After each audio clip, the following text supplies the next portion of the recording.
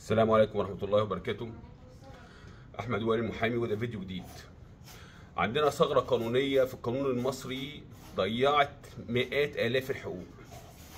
عمري ما طلبت من حد إن هو يعمل شير ولا متابعة ولا الكلام ده كله. ده الفيديو الوحيد اللي هطلب منكم إن أنتوا تعملوا فيه فيديو شير ومتابعة وشير بكم كبير جدا في كل الجروبات عشان صوتنا يوصل للمسؤولين.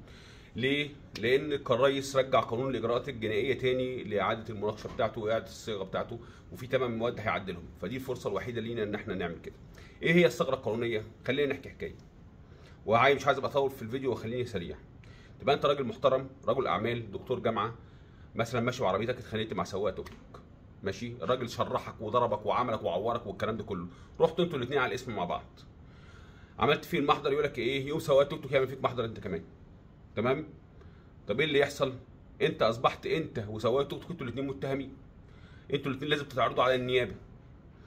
فايه الاجراءات اللي بتحصل؟ حضرتك تقوم متكلبش انت وهو، وانتوا الاثنين رايحين على النيابه مع بعض، اتهنت يا اما تركبوا البوكس مع بعض، فانت عشان ما تتكلبش وتركب البوكس وتطلع على النيابه تضطر تتصالح وتتنازل عن حقك.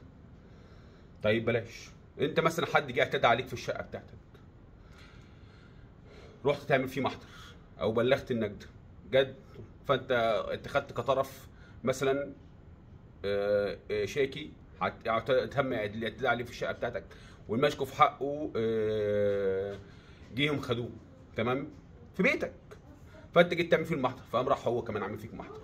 طب انا هقول لك بقى الانقح من كده، ان انت لو عملت مثلا محضر بعد الساعه 8 بالليل، فانت ما ينفعش تعرض على النيابه. المحضر على ما يخلص فيها الساعه 10 تكون النيابه مشيت، فانت تضطر تبات تاني يوم. طب انت راجل محترم وشاكي وتم الاعتداء عليك في بيتك، ماشي، تيجي تعمل تيجي عايز تروح وتمشي، يقول لك لا انت حضرتك محجوز، ما هو قال ان انت شتمته وانتوا الاثنين كده متهمين، فانتوا لازم تعرضوا على النيابه. فتضطر تتنازل عن حقك وتتنازل عن محضرك. ماشي؟ ليه؟ علشان ما تتحبسش تاني يوم وتتعرض على النيابه تاني يوم. انتوا شايفين الكارثه اللي احنا فيها ازاي عامله ازاي؟ انا اعرف والله العظيم محل بدون ذكر اسماء، يعني مطعم، ماشي، جيهم كان في شركاء كتير، المهم الناس دي جابت ناس تمسك المطعم وبتاع والكلام ده كله، كانوا اختلفوا، فواحد منهم جاب بلطجيه يمسكوا المطعم. المهم ايه، فالناس دي جت، لقيت في يوم لقوهم بيفكوا التكييفات بتاعت المطعم، تكييفات كتيره يعني، فكوا التكييفات والكلام ده كله.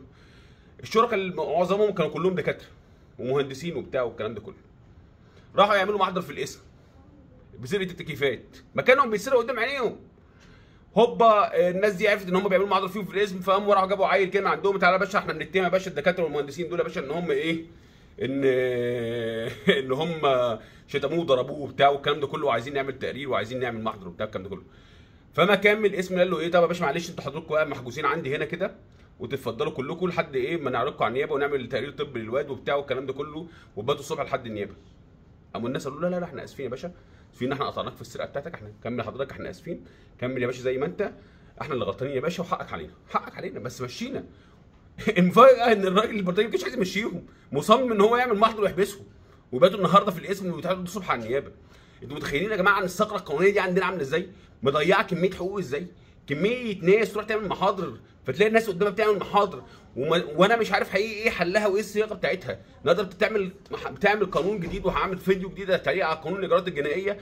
احنا 130 من 142 في العداله، يعني احنا ترتيبنا ال 130، فاحنا عايزين يعني الموضوع ده هادر جميع الحقوق. ومش عايز اطول عليكم الفيديو، واتمنى تعملوا شير للفيديو ده كتير. شكرا.